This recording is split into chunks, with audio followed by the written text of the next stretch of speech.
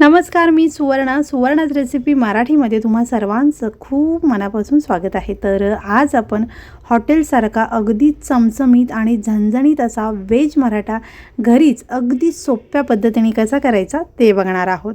सगळ्यात आधी आपण भाजीसाठी कोफ्ते किंवा कटलेट बनवायचे आहेत आणि त्यासाठी भाज्या आपल्याला काय काय लागणार आहेत ते बघूयात। तर इथे मी 1 वाटी खिसलेला फ्लावर घेतलेला आहे, 1 वाटी खिसलेला कोबी घेतलेला आहे, 1 वाटी गाजर घेतलेला आहे आणि 1 वाटी उकडलेला बटाटा खिसून घेतलेला आहे। त्याचबरोबर इथे मी 2 शिमला मिरची अगदी बारीक अशा कट करून घेतलेल्या आहेत। त्यानंतर 1 हिरवी मिरची बारीक कट करून घेतलेली आहे, थोडीशी कोथिंबीर बारीक चिरून घेतलेली आहे, 1 चमचा कसुरी मेथी घेतलेली आहे आणि 1 चमचा इथे मी आलं लसणाची पेस्ट घेतलेली आहे। 7 ते 8 लसणाच्या पाकळ्या आणि अर्धा इंच आलं अगदी बारीक असं चिरून तुम्ही इथे वापरला किंवा अगदी ठेचून वापरला तरी चालू शकतं। त्याचबरोबर या भाज्या तुम्ही तुमच्या आवडीप्रमाणे थोड्याफार कमी जास्त करू शकता। तर या सगळ्या भाज्या मी खिसून घेतलेल्या आहेत। तुम्ही हवं तर चॉपरला हे फिरवून घेऊ शकता, मिक्सरला फिरवून घेऊ शकता किंवा अगदी बारीक कट करून घेतला तरी चालू शकतं।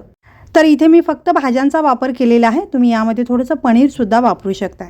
तर हे कोफ्ते बनवण्यासाठी काही मसाले सुद्धा आपल्याला यासाठी लागणार आहेत। तर इथे मी 2 छोटे चमचे लाल तिखट घेतलेला आहे। तर या भाज्यांमध्ये मी हिरवी मिरची सुद्धा वापरलेली आहे, तर तुम्ही तिखट तुमच्या आवडीप्रमाणे कमी जास्त करू शकता।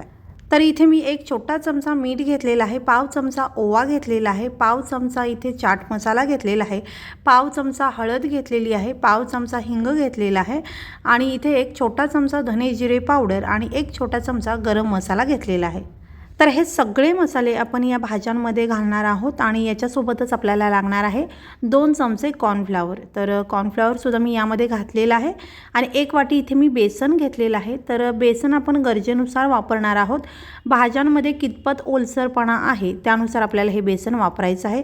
सुरुवातीला अर्धी वाटी मी बेसन घेतलेलं आहे, राहिलेली अर्धी वाटी मी बाजूला ठेवते आणि गरजेनुसार वापरणार आहे।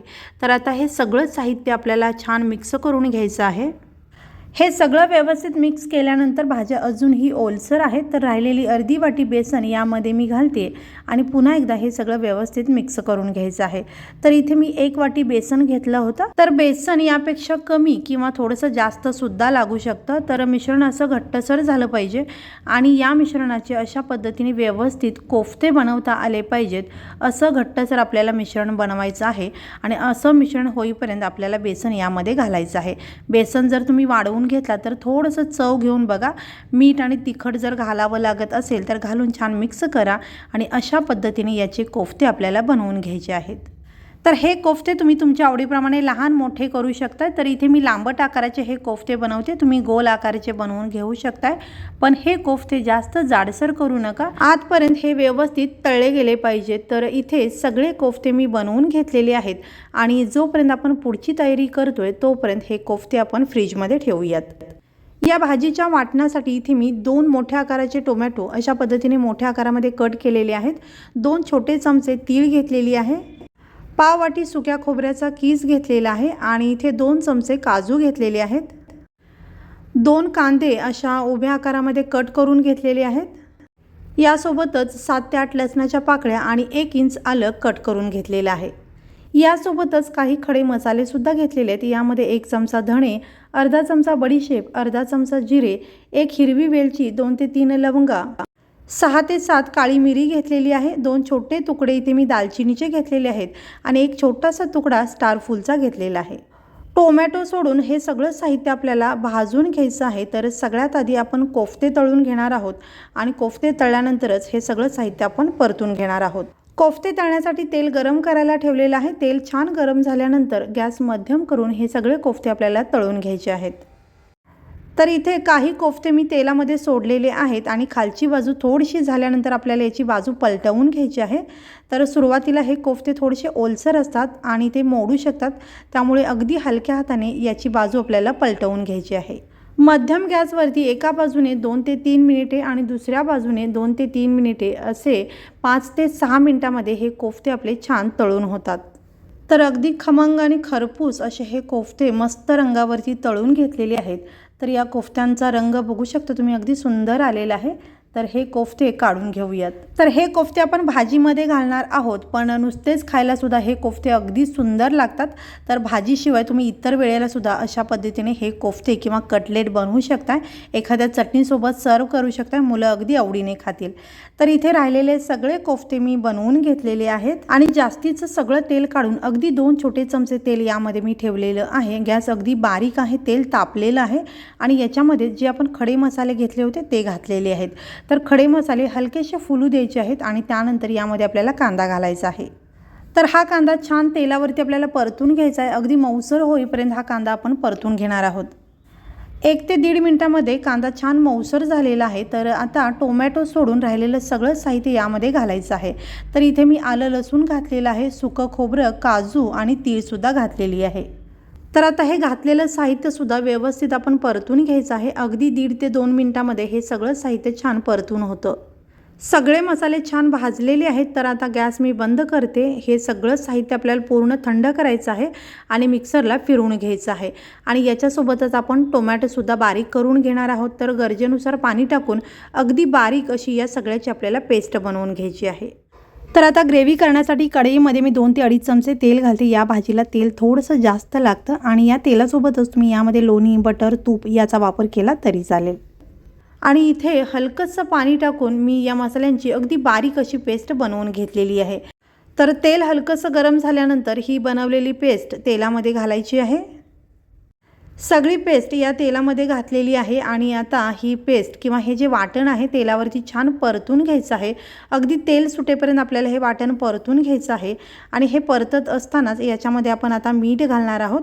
तर इथे 1 छोटा चमचा खडे मीठ मी घालते। तर ग्रेव्हीला पुरेल इतकंच मीठ यामध्ये घालायचं आहे, कारण कोफ्त्यामध्ये आपण मीठ घातलेलं आहे। त्यासोबतच अगदी छोटा चमचा हळद यामध्ये घालते आणि 2 चमचे इथे मी लाल तिखट घातलेलं आहे। तर तिखट तुम्ही तुमच्या आवडीप्रमाणे कमी जास्त करू शकता। तर या भाजीला रंग छान येण्यासाठी 1 चमचाभर बेडगी मिरची पावडर सुद्धा तुम्ही यामध्ये घालू शकता। तर ही भाजी थोडीशी तिखट किंवा अगदी झणझणीत असते, त्यामुळे तिखटाचं प्रमाण थोडंसं वाढवलं तरी चालेल। तर हे सगळं व्यवस्थित मिक्स करून घेतलेलं आहे आणि अगदी तेल सुटेपर्यंत ही ग्रेव्ही मी छान परतून घेतलेली आहे। तर आता याच्यामध्ये आपल्याला गरम केलेलं पाणी घालायचं आहे। तर पाणी तुम्ही तुमच्या आवडीप्रमाणे कमी जास्त करू शकता। तुम्हाला ग्रेव्ही कितपत पातळ किंवा दाटसर हवी आहे त्यानुसार तुम्ही पाणी घालू शकता। पाणी घातल्यानंतर हे व्यवस्थित मी मिक्स करून घेते। तर हे छान मिक्स केल्यानंतर ही ग्रेव्ही अशा पद्धतीने चेक करून बघायची आहे। तर अजून ही थोडीशी दाटसर आहे, तर अजून हलकंसं पाणी यामध्ये मी घालते आणि पुन्हा एकदा हे छान मिक्स करून घेते। गरम पाणी घातल्यामुळे भाजीला तर्री छान येते, त्याचबरोबर चवसुद्धा अगदी सुंदर लागते। तर हे सगळं छान मिक्स करून घ्यायचं आहे। गॅस बारीक करायचा आहे आणि बारीक गॅसवरती झाकण लावून 5 मिनिटे ही ग्रेव्ही शिजवून घ्यायची आहे। 5 मिनिटानंतर मी झाकण काढलेलं आहे। तर या ग्रेव्हीला मस्त अशी तर्री यायला सुरुवात झालेली आहे। तर ही ग्रेव्ही छान अशी मिक्स करून घेऊयात। तर ही ग्रेव्ही आपली मस्त तयार झालेली आहे। तर याची कन्सिस्टन्सी तुम्हाला दाखवते। तर हलकीशी पातळ मी ठेवलेली आहे, कारण थंड झाल्यानंतर अजून दाटसर होते। तर आता इथे मी अगदी पाव चमचा साखर टाकलेली आहे। तर हे ऑप्शनल आहे, तुम्हाला हवं असेल तर टाका, नाही टाकला तरी चालेल। त्याचबरोबर 1 चमचा इथे मी कसुरी मेथी हाताने चुरून घातलेली आहे, थोडीशी कोथिंबीर घातलेली आहे आणि हे सगळं व्यवस्थित आता मिक्स करून घेते। तर या भाजीला रंग आणि टेक्स्चर अगदी सुंदर आलेलं आहे। तर ही भाजी व्यवस्थित मिक्स केल्यानंतर यामध्ये आता कोफ्ते घालायचे आहेत। सगळे कोफ्ते या ग्रेव्हीमध्ये मी आत्ता घालणार नाही, थोडेसेच कोफ्ते या ग्रेव्हीमध्ये मी घालणार आहे। राहिलेले कोफ्ते मी बाजूला ठेवणार आहे। ज्या वेळेला भाजी खायची आहे त्याच वेळेला हे कोफ्ते ग्रेव्हीमध्ये घालायचे आहेत। आधीच जर हे कोफ्ते ग्रेव्हीमध्ये घातलेत तर ते खूपच सॉफ्ट होतील आणि ही भाजी किंवा ही ग्रेव्हीसुद्धा अगदीच घट्टसर होईल किंवा दाटसर होईल। कोफ्ते घातल्यानंतर पुन्हा एकदा ही ग्रेव्ही व्यवस्थित मिक्स करून घ्यायची आहे। गॅस अजूनही बारीकच ठेवलेला आहे मी। तर बारीक गॅसवरती आता 1.5 ते 2 मिनिटे आपल्याला ही ग्रेव्ही छान उकळवून घ्यायची आहे। झाकण लावायची गरज नाही आहे, झाकण न लावताच ही ग्रेव्ही मी 1.5 ते 2 मिनिटे उकळवून घेणार आहे।